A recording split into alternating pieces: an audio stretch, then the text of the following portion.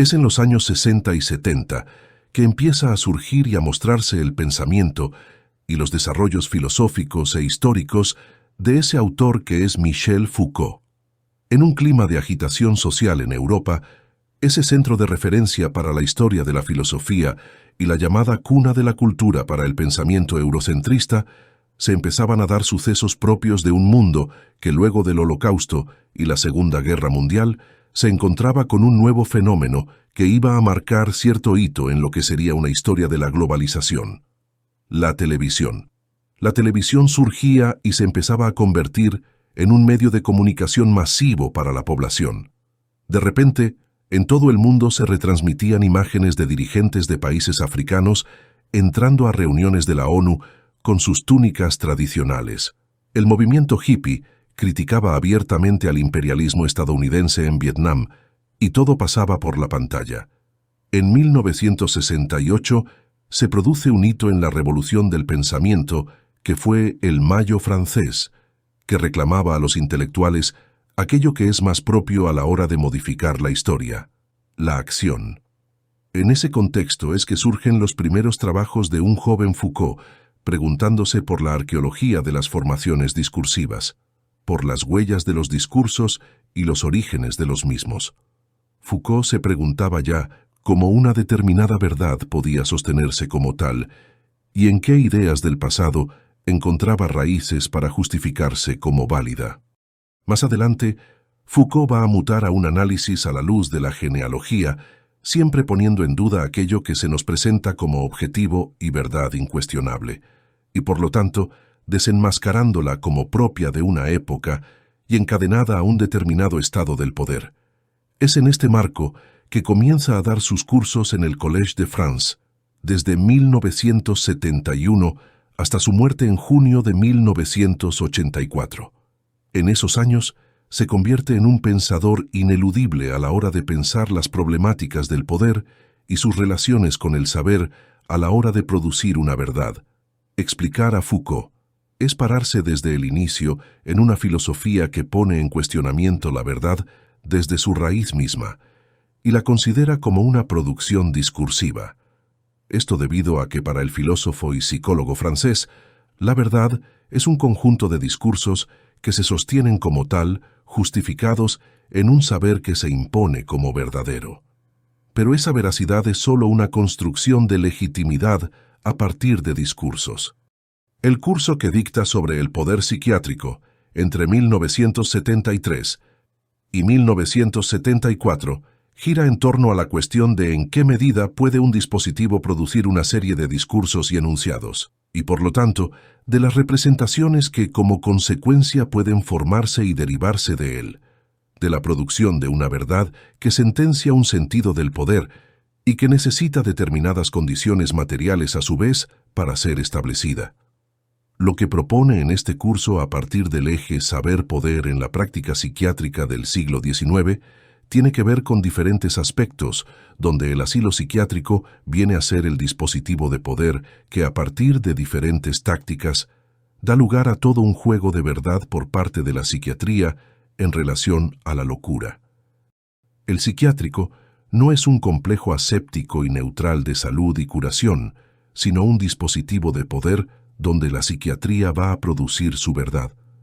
Verdad que solo podrá producirse de una y no de otra manera, a partir de las características mismas de ese dispositivo que es el psiquiátrico. Cabe recordar en este punto, como la psiquiatría en tanto desprendimiento de la medicina, se da en el contexto del pasaje a la modernidad, con todo un cambio de perspectiva en la subjetividad y a la vez en la época misma, en relación a su existencia material y productiva, donde la ciencia es un discurso solidario con ese cambio de cosmovisión. ¿Pero qué es entonces el poder psiquiátrico? Bueno, en la primera clase el autor francés sitúa el funcionamiento del orden del asilo como un escenario donde se da un despliegue de poder. El curso comienza con una cita de François Fodéré, que Foucault cita de su Tratado sobre el delirio, donde este autor consideraba las condiciones de un asilo ideal en el año 1817. Vale la pena citarlo porque además de ser poético, nos sitúa en el aire mismo del hospital psiquiátrico asilar y en un tipo de discurso que dice mucho de cierta concepción metafísica del alma humana, muy propia de estos discursos nacientes que vienen de los comienzos de la medicina. Querría que esos hospicios se construyeran en bosques sagrados, lugares solitarios y escarpados, en medio de las grandes conmociones. A menudo sería útil que el recién llegado bajara por intermedio de máquinas, que atravesara antes de llegar a su destino lugares cada vez más novedosos y sorprendentes, y que los ministros de esos lugares usaran vestimentas particulares. Aquí es conveniente lo romántico, y muchas veces dije que se habrían podido aprovechar esos viejos castillos pegados a cavernas que atraviesan una colina de una a otra parte, para llegar a un pequeño valle risueño. La fantasmagoría y los otros recursos de la física, la música, las aguas, los relámpagos, el trueno, etc., serían empleados uno tras otro, y es de suponer con no poco éxito sobre el común de los hombres. Entonces, lo que Foucault ubica rápidamente en el asilo es la dinámica de un orden que se constituye en su interior como una regulación perpetua y permanente de los tiempos, de las actividades y de los gestos. Un orden que rodea los cuerpos, los penetra y los trabaja, que busca dominar aplicándose sobre la superficie de los mismos. También cita a Pinel, quien consideraba que sin el mantenimiento de la calma y el orden en un hospicio de alienados, no se pueden obtener observaciones exactas ni una curación permanente, y de esto remarca que la observación médica y su objeto en relación a la operación terapéutica constituyen el orden disciplinario, el cual es inherente al espacio asilar. Es decir, que la disposición a la mirada que se da por la estructura misma del hospital es la que permite la operación terapéutica, y eso conlleva ya para Foucault una forma de orden disciplinario, de aplicación de un poder que ordena y dispone de una determinada forma. Se trata de la instancia médica operando como una fuente de poder a partir de la cual se organiza la distribución de los cuerpos, el tiempo y el comportamiento. Foucault destaca que dentro del asilo se da todo un sistema de poder asegurado por la multiplicidad, dispersión y jerarquías, una disposición táctica de distintos individuos que ocupan una posición y función específica. En el asilo, como en todas partes, el poder no es nunca lo que alguien tiene, y tampoco lo que emana de alguien. El poder no pertenece ni a una persona, ni por lo demás a un grupo. Solo hay poder porque hay dispersión, relevos, redes, apoyos recíprocos, diferencias de potencia, desfases, etc. Se trata de los efectos arquitectónicos de un dispositivo arquitectónico concreto, donde la mirada se actualiza como forma omnipresente de control sobre los sujetos sobre los que ejerce efectos ese dispositivo. Lo central de estos desarrollos tiene que ver con que la verdad médica, en este caso psiquiátrica, necesita de este dispositivo no neutral para producir su saber, y a la vez que ese saber que produce nace en el interjuego con la intervención a prueba y error de la misma psiquiatría. Es central el papel que en los primeros tiempos del psiquiátrico cumplen las duchas frías, las sujeciones por determinados períodos, el aislamiento, el forzamiento de conductas a partir de los guardianes que ejercían el papel de reformadores, etc. Y no se trata de negar las cuestiones de salud mental, sino más bien de entender la función social que viene a cumplir la psiquiatría en relación a la locura, con su finalidad última de encerrar hasta reformar, excluir si no se puede normalizar. Tenemos también, continúa Foucault, la figura del cuerpo del médico jefe, un cuerpo sabio que inviste el espacio y de mirada inquisidora, al cual todo se le informa, y que es relevado por vigilantes y servidores como una presencia en red, cuerpo que a su vez viene a ser la representación simbólica del ideal de salud y del ideal moral, siempre atados el uno con el otro. Hay todo un juego estético detrás de la figura del médico, lo cual podemos reconocer en la autoridad o tranquilidad que le damos cuando hay una cuestión de salud. El médico es en general un hombre que representa desde su guardapolvo blanco la luz de la razón que ilumina el territorio desconocido y oscuro, y que con su saber tiene en sus manos la posibilidad de ahuyentar la muerte y la enfermedad. Hay también algo de padre en esta figura, ya que se adapta a la moral burguesa de ser cabeza de familia, representando a su vez el ideal de curación para el alienado. ¿Qué más claro que el concepto de pater familias para recordar una de las primeras figuras políticas de organización por familias de la antigua Roma? Entonces Foucault se pregunta, ¿en qué puede consistir la curación? ¿Cómo se modifica eso que se manifiesta como insurrección y desorden?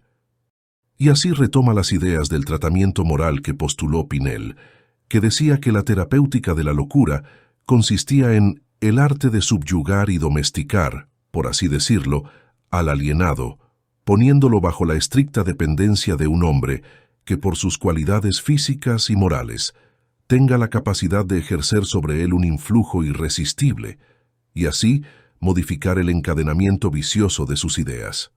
Algo interesante para señalar es que estos discursos que los escribían médicos psiquiatras, aparece bien de manifiesto esto que Foucault todo el tiempo llama poder disciplinario, que podría resumirse en que es un poder que viene a disciplinar, en el sentido llano del término. Un poder que viene a enderezar, a modificar algo viciado que habría en el alienado. Lo que hay detrás decanta por sí solo, y se trata de una norma de ciudadano, de sujeto, de persona, de hombre, de mujer, una normalización del sujeto. Entonces este control panóptico, lo que busca a partir del control, es reformar. En ese sentido, bien de lo que se llamó reformatorio, no por casualidad. Reformar, por lo tanto, implica dar forma a algo que no la tendría, en principio, y también introduce el concepto de lo desviado. Aparece entonces cierto tinte militar en el sentido de esa metáfora también presente en la educación, del tutor. El tutor entendido como el que orienta, y también en ese significado botánico de un material que permite que una planta se mantenga en forma vertical para que su crecimiento sea hacia arriba y de forma erguida, para que no toque el suelo y se desarrolle de forma sana.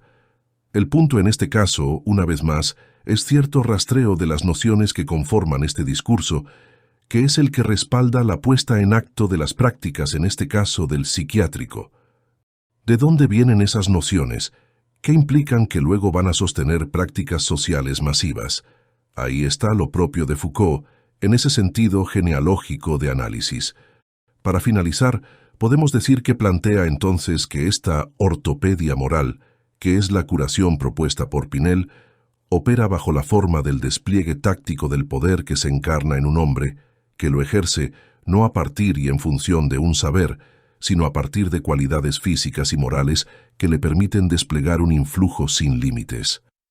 Este tratamiento moral, para el sociólogo francés Robert Castel, constituye el elemento central en la estrategia en el siglo XIX para neutralizar y manipular la enfermedad mental, y se da a partir del despliegue de un conjunto de procedimientos terapéuticos en el plano de la práctica, por la escasa concepción teórica de la etiología de la enfermedad mental. Esta primera psiquiatría no tiene como función poner de manifiesto la verdad de la locura para describirla, diagnosticarla y en efecto definir un tratamiento, sino que es esta ortopedia moral la que marca su nacimiento como disciplina, en el mismo momento que se funda dentro de un sistema de instituciones donde puede ejercer sus estrategias a partir de las disposiciones tácticas que permiten ejercer el poder. Es esa la entidad y el rol social que Foucault le otorga al asilo psiquiátrico como institución, siempre encadenado con la producción de saber y hermenéutica de esta primera psiquiatría del siglo XIX. Gracias amigos de Invictus por acompañarnos hasta aquí en el video de hoy. Déjanos saber qué piensas en los comentarios y dale like y suscríbete si has disfrutado el contenido.